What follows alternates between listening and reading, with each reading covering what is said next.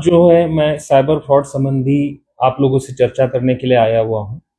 Cyber fraud ये जो चर्चा का विषय रहेगा उसको मैं मुख्य तरह से मैं तीन भागों में मैं बांटूंगा। पहला भाग जो रहेगा वो साइबर फ्रॉड संबंधी हम चर्चा करेंगे, उसको समझने की कोशिश करेंगे। दूसरा पार्ट जो रहेगा कि जो मुख्य तौर से अभी साइबर फ्रॉड्स हो रहे हैं उस संबंध में हम चर्चा करेंगे, उसको समझने की हम कोशिश करेंगे। और एक लास्ट पार्ट जो रहेगा हमारा कि ऐसे साइबर फ्रॉड्स आगे नहीं हो, हमारे साथ में अगर नहीं हो तो इस संबंध में हम प्रिवेंटिव मेजर्स के संबंध में हम बात करेंगे। साथ ही साथ अगर आपके साथ में अनफॉर्चुनेटली साइबर फ्रॉड हो जाता है, आपके साथ में कोई आपको पैसे की हानि हो जाती है, आपकी आइडेंटिटी आपको अगर डिस्क्लोज और उसका मिसयूज किया जाता है, तो उसके ऊपर में हमने क्या करेक्टिव मेजर्स लेने चाहिए, इस संबंध में भी हम बात करेंगे। तो सबसे पहले जो है हम साइबर फ्रॉड को समझने की कोशिश करते हैं। मैं यहाँ जो हूँ आपको डराने नहीं आया हूँ, आपको बिल्कुल से डर दिखाने नहीं आया हूँ। हमको उसको बहुत समझना, अच्छे तरीके से समझना बहुत जरूरी है। सबसे पहले ये है कि साइबर फ्रॉड जो होता है ये कोई टेक्नोलॉजिकल बहुत ही कॉम्प्लेक्स क्राइम नहीं रहता है। वो हैकर्स रहते हैं जो आपके वेबसाइट को, आपके मोबाइल फोन को हैक करते हैं। ये टेक्नोलॉजिकली बहुत डीप क्राइम रहता है। साइबर फ्रॉड मेनली जो होता है ये आपके इमोशंस और आपके साइकोलॉजी के साथ में खेलते हैं। आपको डराते हैं, आपको लालच देते हैं, आपकी लालच देके आपको बहकाने की कोशिश करते हैं। बहुत जल्दबाजी में आपको कोई स्टेप उठाने के लिए, कोई काम करने के लिए बोलते हैं, जाकि हम लोगों को कोई सोचने का मौका नहीं मिले। और जो है हम लोगों को एक अथॉरिटी का एक डर दिखाते हैं कि बहुत बार हम अभी आगे चर्चा करेंगे। जो अथॉरिटी का डर मैं जो बोल रहा हूँ, अपने आप को वो कभी कभी पुलिस दिखाने की कोशिश करेंगे, सीबीआई ऑफिसर्स दिखाने की कोशिश करेंगे। डर अथॉरिटी का हम लोग सम्मान करते हैं, वो डर का वो फायदा उठाते हैं, रिस्पेक्ट का वो फायदा उठाते हैं। ये जो साइबर फ्रॉड होते हैं ये बहुत सारे प्रकार के होते हैं। हम उसकी अगर चर्चा करेंगे तो बहुत उसमें समय लगेगा। पर मुख्य तौर से जो हम लोगों के सामने जो साइबर फ्रॉड की कंप्लेंट्स आती है, कुछ मुख्य प्रकार है, उसके संबंध में हम अभी बात करते हैं। सबसे जो अभी मुझे ऐसा लगता है कि सबसे एक ग्रेव साइबर फ्रॉड और जो प्रॉब्लम है वो है डिजिटल अरेस्ट। डिजिटल अरेस्ट में जो होता है, जो मेरे सामने भी एक बार मेरे साथी जो था उसको डिजिटल अरेस्ट किया गया था और वो मुझे रोते रोते मेरे पास में आया था और मैंने खुद ही उसको एंगेज करने की कोशिश की थी। फॉर्चुनेटली उसके ज़्यादा पैसे नहीं गए। डिजिटल अरेस्ट में जो होता है वो जो फ्रॉडस्टर होता है वो अपने आप को पुलिस ऑफिसर की तौर से पेश करता है, सीबीआई ऑफिसर की तौर से पेश करता है और आपको अरेस्ट करने की धमकी देता है, आपको बहुत डराता है, धमकाता है।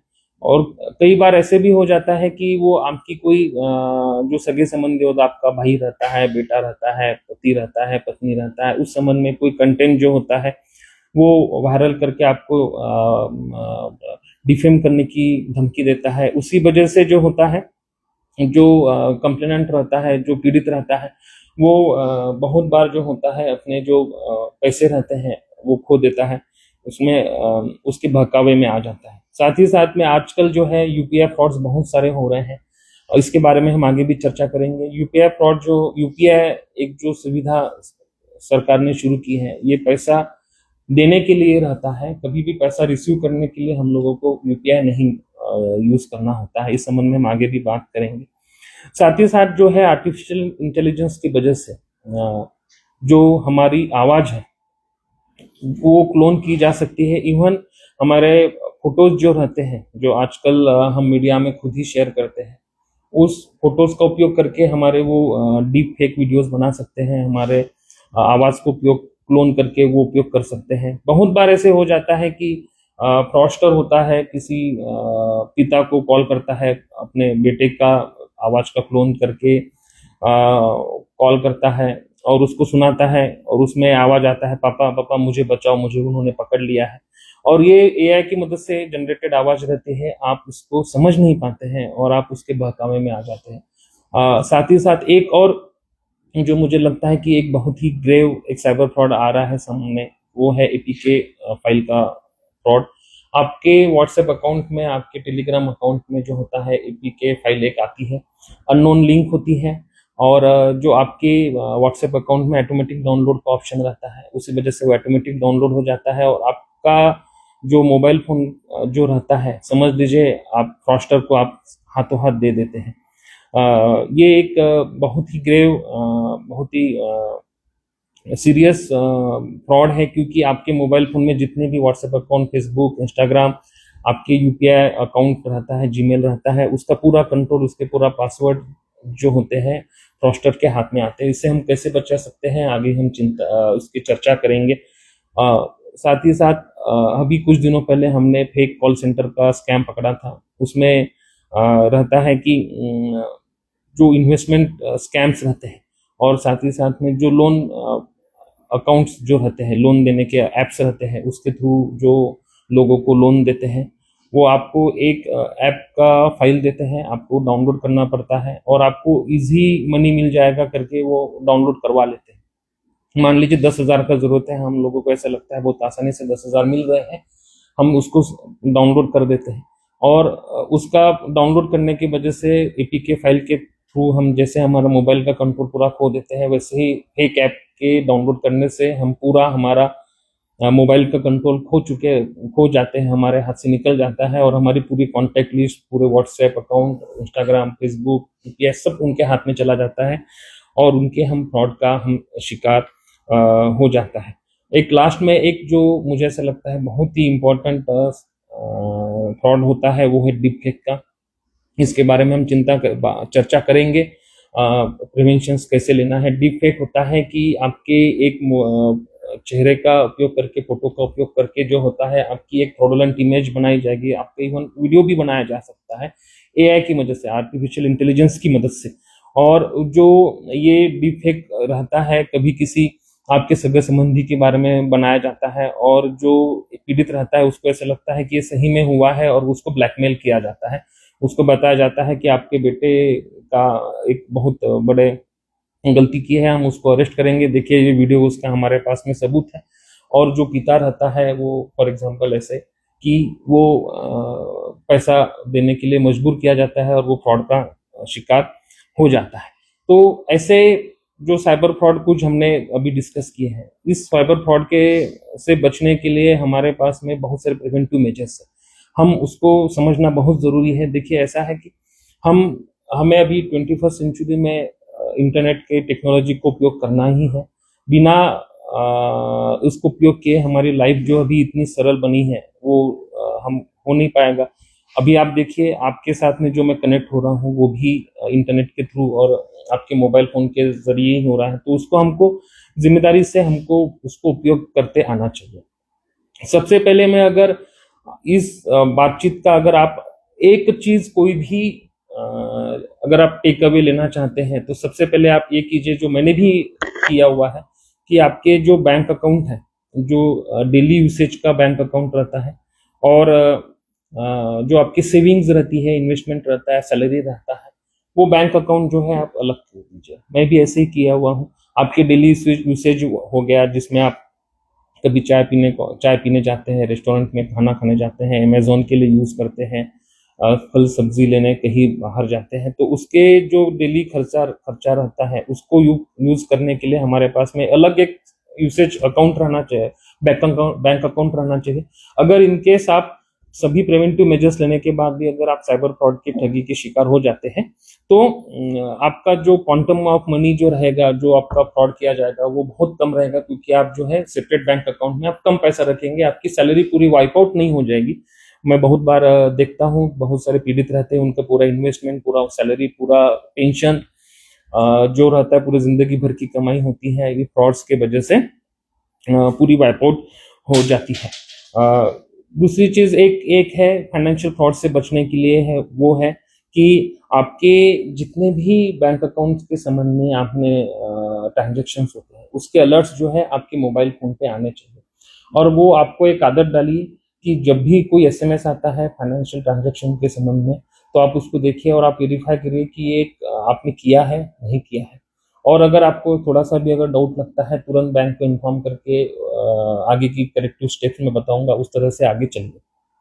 एक चीज है कि जो बहुत बार बताया जाता है कि आप जो है कभी भी अपना पिन और ओटीपी जो है कभी किसी के साथ में शेयर नहीं करना है। इवन मैं आपको बताना चाहूंगा कि आपने कभी भी अपना स्क्रीन भी जो है शेयर नहीं करना चाहिए। आपका डेबिट कार्ड के जो डिटेल्स होते हैं, वो डेबिट कार्ड की डिटेल्स भी आपने कभी भी सीवीवी जो होता है, जो एक नंबर रहता है डेबिट कार्ड के पीछे, वो कभी किसी के साथ में शेयर नहीं करना चाहिए। साथ ही साथ में जो प्रिवेंटिव मेजर्स में हम अभी बात करेंगे वो है क्यूआर कोड का।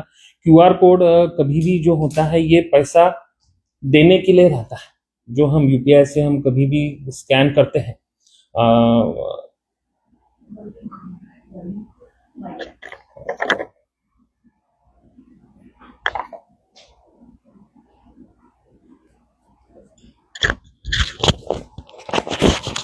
वॉल्यूम कम आ रहा था। जो क्यूआर कोड के मदद से हम अभी यूपीआई जो हम अभी डेली यूज करते हैं, वो क्यूआर कोड का उपयोग हम पैसे देने के लिए करते हैं। पैसा हम कभी रिसीव करने के लिए क्यूआर कोड का जरूरत नहीं रहता है। अगर आप समझ लीजिए कि QR code is only for giving the money. कभी भी आपको क्यूआर कोड से पैसा रिसीव नहीं करना है। आप अगर एक जहन में ठान लेंगे, जहन में अगर इस चीज को बिठा देंगे, तो कभी भी आप किसी लालच में नहीं आएंगे। आपको समझ में आ जाएगा कि ये हमारे साथ में सामने वाला जो है पैसा रिसीव करने के नाम पे हमारे साथ में ठगी कर रहा है। ये रही जो बात जो है, ये प्रिवेंटिव मेजर्स जो है ये फाइनेंशियल फ्रॉड से बचने के लिए है। एक दूसरे प्रिवेंटिव मेजर्स होते हैं आपके आइडेंटिटी जो है, आपके आइडेंटिटी के साथ में वो खिलवाड़ करते हैं। आपके फोटोज, आपकी बहुत सारी पर्सनल और उसके साथ में वो आपको ठगने की कोशिश करते हैं। आपके बैंक अकाउंट्स को कॉम्प्रोमाइज करके आपके पैसे लूटने की वो कोशिश करते हैं। तो उसके लिए सबसे पहले आइडेंटिटी आपको अगर सिक्योर करना है, तो उससे संबंध में अभी बात करूंगा। सबसे पहला ये है कि आपके जितने भी अकाउंट्स रहते हैं वो आप 2 फैक्टर ऑथेंटिकेशन उसमें जरूर करिए। जो भी आपके व्हाट्सएप अकाउंट है, जो भी आपका कोई भी, अगर आप जीमेल अकाउंट होता है, फेसबुक होता है, इंस्टाग्राम होता है, वहां पे आप 2 फैक्टर ऑथेंटिकेशन के सिवा आप उसको लॉगिन मत कराइए। बहुत इंपॉर्टेंट है। आपके बहुत सारे इंपॉर्टेंट फोटोज जो रहते हैं वो आप शेयर करते, जैसे हमने अभी डिस्कस भी किया था कि डीप फेक में आपने एक फोटो के सहारे आपके बारे में एक पूरा वीडियो बनाया जा सकता है एआई की मदद से। तो आपकी फोटोज जो रहती है वो बहुत सिक्योर रहनी चाहिए। साथ ही साथ में आप जो अकाउंट आपका साइबर स्पेस पे बनाते हैं, वो अकाउंट्स जो रहता है, अगर आप सेलिब्रिटी नहीं है, अगर आपको कोई अर्निंग का जरिया नहीं है कि फेसबुक जो है आपके अगर मनी अर्निंग का जरिया नहीं है, तो आपके अकाउंट का एक्सेस जो होता है आपके कॉन्टेक्ट्स में ही देना, मैं ऐसा समझता हूँ ये सबसे प्रिफरेबल चीज है। जैसे आपकी व्हाट्सएप में आपका फोटो जो रहता है, आप अबाउट एक इंफॉर्मेशन देते हैं आप अपने बारे में, वो होता है। लास्ट सीन, व्हाट्सएप में आपका लास्ट सीन आता है, वो भी मुझे ऐसा लगता है कि आप अगर सेलिब्रिटी नहीं है, आप you are not earning anything from your account, then आपने जो है आपने सिर्फ और सिर्फ कॉन्टेक्ट्स को ही शेयर करना चाहिए। आप व्हाट्सएप अगर आप यूज करते हैं, टेलीग्राम आप यूज करते हैं, इसमें आप तुरंत सेटिंग्स में जाइए। सेटिंग्स में जाके जो ऑटोमेटिक डाउनलोड का ऑप्शन रहता है, वो ऑटोमेटिक डाउनलोड को डिसेबल कीजिए। अगर हम इसको डिसेबल नहीं करते हैं, जैसे हमने अभी डिस्कस किया था, एपीके फाइल रहती है। एपीके फाइल एक बेसिकली कोई भी ऐप डाउनलोड करने के लिए एक फाइल रहती है। वो अगर आप फाइल ऑटोमेटिक डाउनलोड हो जाती है, तो आप अपने मोबाइल फोन का पूरा जो एक्सेस है वो आप खो देते हैं। आपके पासवर्ड्स, आपके सभी अकाउंट आपके हाथ से निकल जाता है। हम अभी एक दूसरे प्रकार का इम्पर्सनेशन, आपकी आइडेंटिटी थेफ्ट के बारे में बात करेंगे, वो है आपका आधार कार्ड। आधार कार्ड अभी हमारे लगभग हर चीज में जरूरी है। हम रेस्टोरेंट्स में, हम कभी होटल्स में जाते हैं, रात में रुकने के लिए जाते हैं, हमारा मोबाइल फोन जो होता है आधार के बेसिस पे हम लोगों को मिलता है। आधार अभी हमारे लगभग हर चीज में लग रहा है। तो एक बहुत इंपॉर्टेंट गवर्नमेंट ऑफ इंडिया ने एक फीचर हम लोगों को दिया हुआ है, वो है मास्क आधार। आप समझ लीजिए मास्क आधार। वो मास्ट आधार ये जो चीज रहती है, आप UIDAI unique identification authority of India, इसकी वेबसाइट पे जिन्होंने ये आधार कार्ड बनाया हुआ है, ये आइडेंटिफिकेशन नंबर हमारा जनरेट किया है, पूरे सिस्टम को जो एडमिनिस्टर करता है वो एक अथॉरिटी है। इस वेबसाइट पे जाके आप मास्ट आधार को आप डाउनलोड कर सकते हैं। आपका आधार नंबर बहुत जरूरी है। बेसिकली आधार क्या है? आधार एक आपका यूनिक आइडेंटिफिकेशन नंबर है। वो नंबर का सीक्रेसी बहुत जरूरी है, ये पब्लिकली अवेलेबल नहीं रहना चाहिए। मास्ट आधार अगर आप डाउनलोड कर लेते हैं तो आप जो है, आपका जो आधार कार्ड है, जो कुछ डिजिट्स रहते हैं उसको क्रॉस आता है, आपका पूरा का पूरा आधार ये डिस्क्लोज नहीं होता।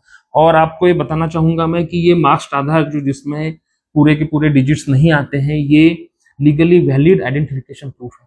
कोई ये डिनाई नहीं कर सकता कि ये आपका ये आधार कार्ड जो है पूरा नहीं आया, नंबर नहीं आया तो हम इसमें उसको अलाउ नहीं करेंगे, ऐसा बिल्कुल नहीं है। आप ये चीज जरूर इसमें करिए। पासवर्ड्स जो होते हैं आपके बहुत स्ट्रांग रहने चाहिए। पहले मैं जो है 8 डिजिट पासवर्ड्स यूज करता था। हमारे कोई भी अकाउंट रहता है, मुझे ऐसा लगता है कि अभी के जो टेक्नोलॉजी के इस दौर में हमने 16 डिजिट पासवर्ड यूज करना चाहिए। पासवर्ड में जो है upper case letter, lower case letters, characters, underscore, at, dash, hashtag, ऐसे कैरेक्टर्स हमने उसमें यूज करना चाहिए। उसमें हमने नंबर्स यूज करना चाहिए और कोशिश करना चाहिए कि जो आपकी लॉजिकली आपके डेट ऑफ बर्थ हो गया, आपका नाम हो गया, आपका बेटे का नाम हो गया, आपके मैरिज एनिवर्सरी हो गया, कोई इंपॉर्टेंट डेट होगी जो आपसे रिलेटेड है, ऐसी डेट नहीं रहती है तो आपका पासवर्ड जो होता है हैक होने की संभावना कम होती है। अगर पासवर्ड आपका हैक अगर फ्रॉस्टर अगर नहीं कर पाता है तो आपके अकाउंट्स कॉम्प्रोमाइज नहीं होंगे और आपकी जो आपकी डिजिटल इंफॉर्मेशन है, आपके फोटोज है, आपके पासवर्ड से वो सुरक्षित रहेंगे। एक चीज हमें अभी मिल रही है कि अभी डेटा हम लोगों के लिए बहुत जरूरी है। तो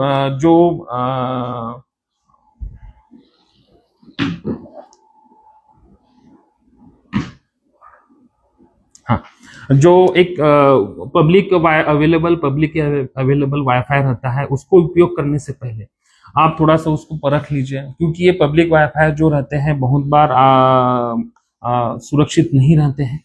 इवन जो आप कभी पब्लिकली अवेलेबल जो चार्जिंग पॉइंट्स रहते हैं, आप उसको अगर आप अपने मोबाइल फोन से कनेक्ट कर देते हैं तो आप समझ लीजिए आप अपने मोबाइल फोन का कंट्रोल जो होता है एक अनऑथराइज्ड और अनसिक्योर्ड ऐसे एक नेटवर्क के हाथों में आप दे रहे हैं।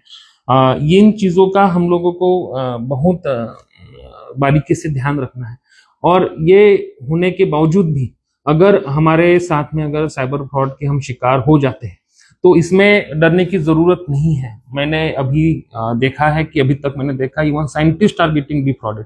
साइंटिस्ट जो होता है, जो हम मानते हैं कि सबसे इंटेलिजेंट, सबसे पढ़े लिखे, सबसे नॉलेजेबल लोग होते हैं, बहुत ही समझदार लोग होते हैं, वो भी फ्रॉड का शिकार हो जाते हैं। जो रिटायर्ड ऑफिसर्स में देख रहा हूँ, सिविल सर्वेंट्स देख रहा हूँ, इवन पुलिस ऑफिसर्स भी नजर में आया है, वो भी फ्रॉड का शिकार हुआ है। साइबर फ्रॉड का शिकार होना आपके इंटेलिजेंस के ऊपर में क्वेश्चन मार्क नहीं है, आप इसमें शेम की तरह एम्बेरेस होने की जरूरत नहीं है। ये किसी के साथ भी हो सकता है, मैं बता रहा हूँ, मेरे साथ भी हो सकता है। मैं बहुत प्रिकॉशन से, तो मेरे साथ भी हो सकता है, क्योंकि साइबर फ्रॉड का जो ग्रेविटी है बहुत अभी बढ़ गया है। तो इसके बारे में कोई शर्म नहीं करना है। तुरंत जो होता है सबसे पहले काम करना है कि कभी भी फ्रॉड आपके साथ में हो जाता तो उसके साथ झगड़ा नहीं करना, निगोशिएट नहीं करना है कि आप पैसे मुझे वापस दे दो। वो आपको डिलिबरेटली 1930 को कॉल करके पैसा रुकवाने के लिए, देरी करने के लिए ये सभी चीजें करता है। तो आपको जो है सबसे पहले काम कर देना है, हाँ ठीक है, एक्सेप्ट कर लेना, ठीक है मेरे साथ में पैसा फ्रॉड हुआ है, मेरा पैसा चला गया है, जो भी कुछ हुआ है, नुकसान हुआ है। 1930 ये एक नंबर आप याद रखिए, 1930 पे आप कॉल कीजिए और आपका कंप्लेंट्स को आप रुकवाइए, उसमें कंप्लेंट्स को आप दर्ज कराइए और आपको पैसे को आप जो है जितने भी पैसे आपके बचे हुए हैं उस आपके अकाउंट में जो नहीं गए हैं उसको आप रोकने की कोशिश कीजिए। साथ ही साथ में गवर्नमेंट ऑफ इंडिया ने एक बहुत ही अच्छी साइबर क्राइम रिलेटेड वेबसाइट दी है, उसका नाम आप एक बार URL मैं बोलता हूं, आप देख लीजिए, cybercrime.gov.in, cybercrime.gov.in।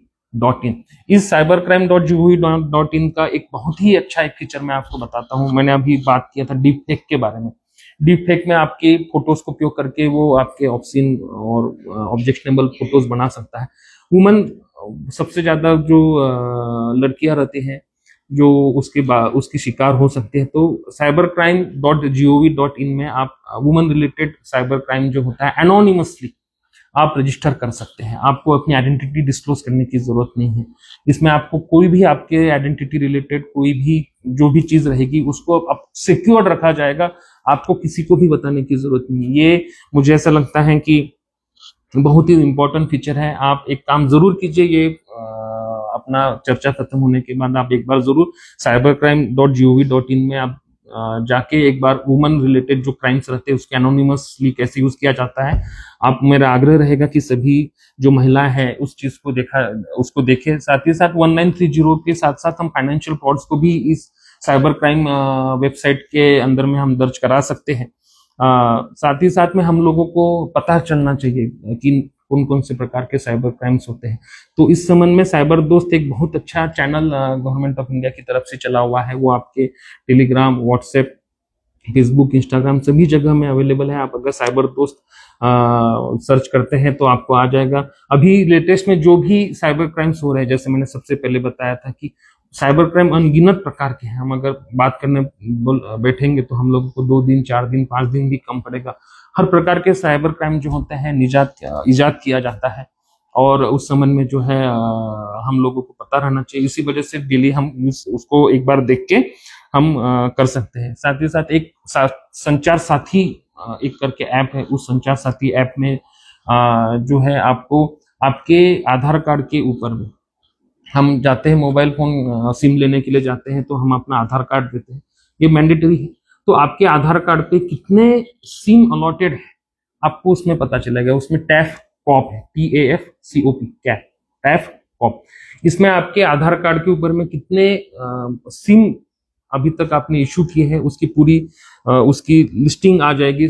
कभी कभार एक इसमें फीचर है संचार साथी में, आपका मोबाइल फोन गुम हो जाता है ना। मोबाइल फोन गुम होने के बाद में आपको ऐसा लगता है कि उसको लॉक करना है, तो मोबाइल फोन को लॉक करने के लिए भी संचार साथी ऐप में आपके साथ में आपके पास में उसके फीचर्स अवेलेबल है। अभी जो है हम कुछ जो दर्शकों के सवाल है उस संबंध में बात करते हैं। अजय वर्मा जी लिख रहे हैं कि जियो मार्ट, डी मार्ट, फ्लिपकार्ट जैसे कंपनी में काम करने वाले डिलीवरी बॉय लोगों को पुलिस वेरिफिकेशन रजिस्ट्रेशन करना अनिवार्य करने का कष्ट करें।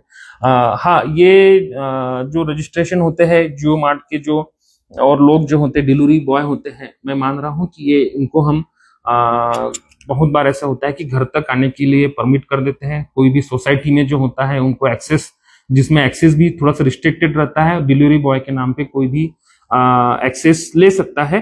आपका अजय वर्मा जी, आपका मैंने जो है सजेशन इसको नोट कर लिया है, उसके ऊपर हम अभी काम करेंगे।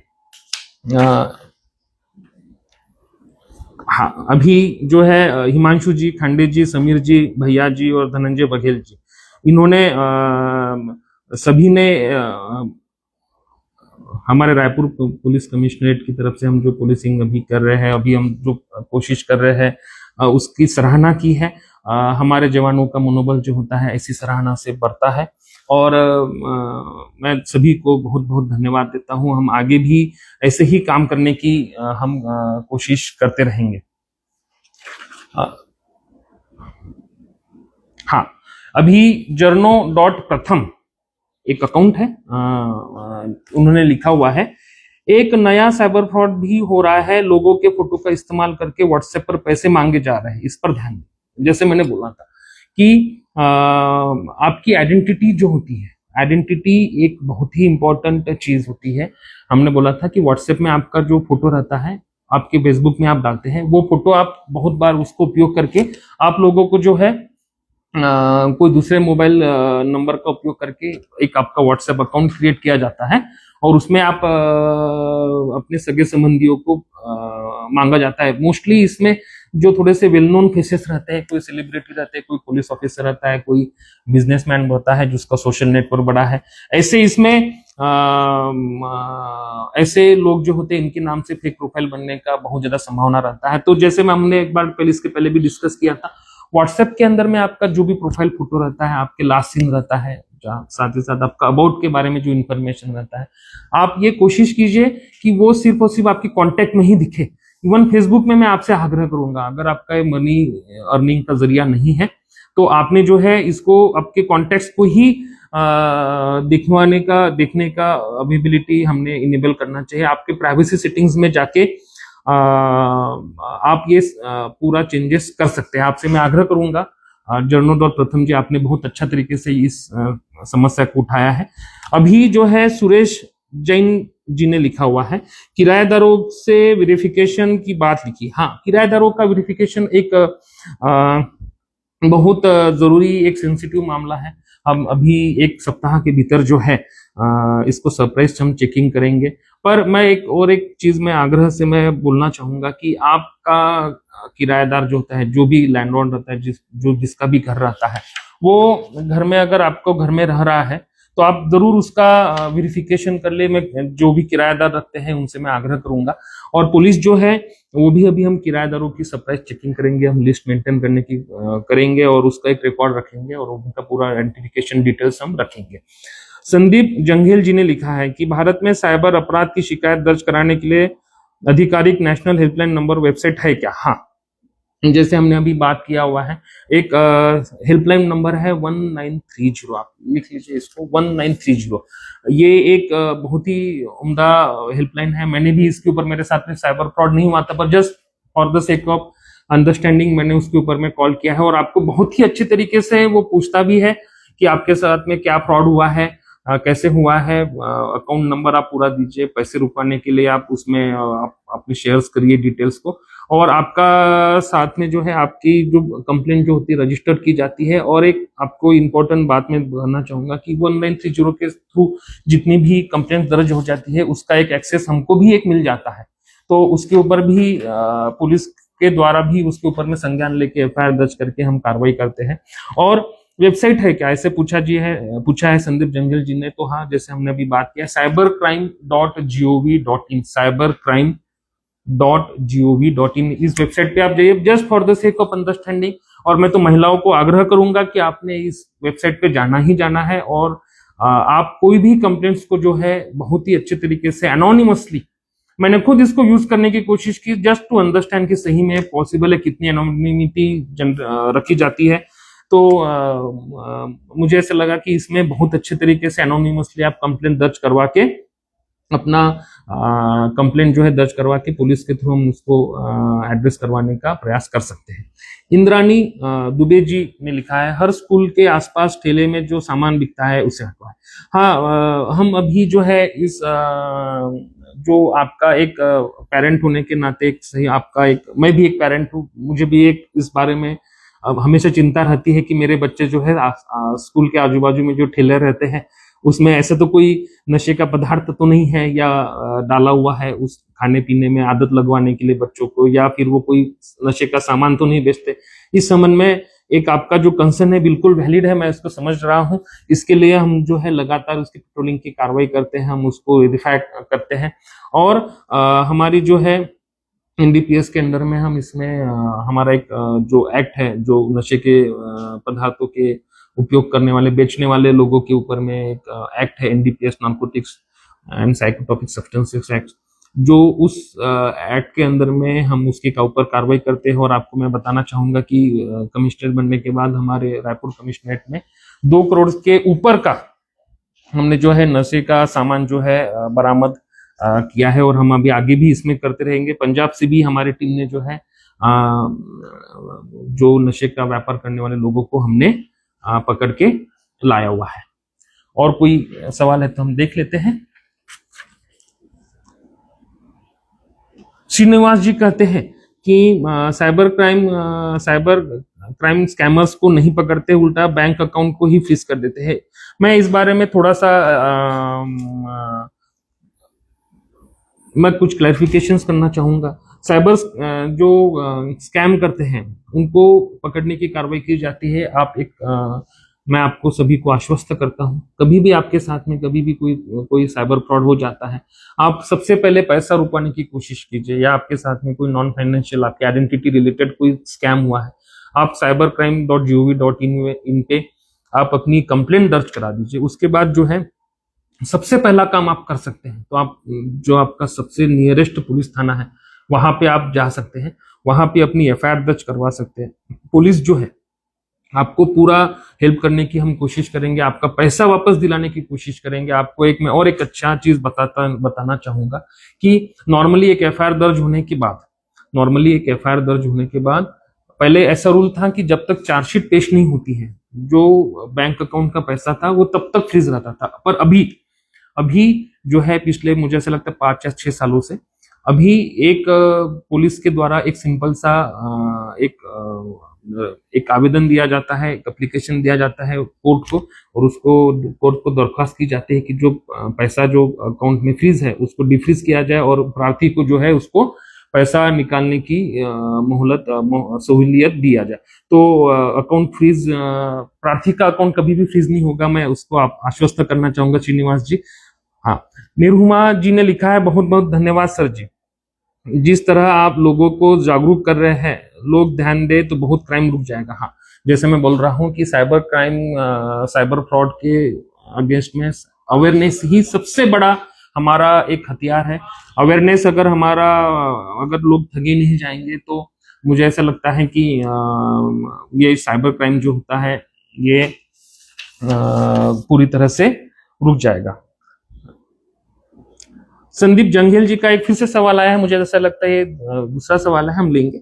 एक आम नागरिक कैसे पहचान सकता है कि जो लिंक मैसेज कॉल आया है वो फर्जी है, कोई स्कैम है? एक बहुत ही अच्छा सवाल संदीप जंगेल जी ने पूछा है। तो आपको मैं कुछ ट्रेड्स बताना चाहूंगा, अगर आपको ये समझ में आ ही जाएगा। सबसे पहले आपके मैं जैसे बोला हूं कि ये टेक्नोलॉजिकली बहुत हाई फाई बहुत बड़ा ऐसे क्राइम नहीं रहता, वो आपके इमोशंस के साथ खेलते हैं, साइकोलॉजी के साथ खेलते हैं। तो सबसे पहले उसमें आपके इमोशंस का फायदा ले जाते हैं, उसको आपको उसके द्वारा ठगने की कोशिश करते हैं। आपकी पहली इमोशन क्या होती है? सबसे पहली इमोशन होती है फियर। आपको डराया जाएगा, थ्रेट दी जाएगी, आपका बेटा अरेस्ट कर देंगे, आपको अरेस्ट कर देंगे, आपको डराया जाएगा, आपको लालच दिया जाएगा कि जो है आपको जो पैसा मिल जाएगा, इजी लोन मिल जाएगा, जो है 1 लाख रुपए इजी लोन लीजिए, आपको लालच दिया जाएगा। एक चीज होती है ऑथोरिटी, आपको ऑथोरिटी से डराया जाएगा। नॉर्मल जो एक भारतीय नागरिक होता है ऑथोरिटी से जो है रिस्पेक्ट करता है। पुलिस अगर बोलता है कि रुक जाओ ट्रैफिक सिग्नल पे, हम रुक जाते, हम कभी झगड़ा नहीं करते कि हमको ऑफिस में जल्दी जाना है। पर हमारे जो रिस्पेक्ट है, हमारी सिविलाइजेशनल जो एक पहचान है ऑथोरिटी को रिस्पेक्ट करने की, उसको वो फायदा उठाते हैं और हमको ऑथोरिटी का डर दिखाते हैं। जैसे वो बोलेंगे मैं सीबीआई ऑफिसर हूँ, मैं पुलिस ऑफिसर हूँ। आपको मैं बताना चाहूंगा कि कोई भी पुलिस व्हाट्सएप से किसी को भी अरेस्ट नहीं करेगा। आप देखिए उसको ऑथोरिटी।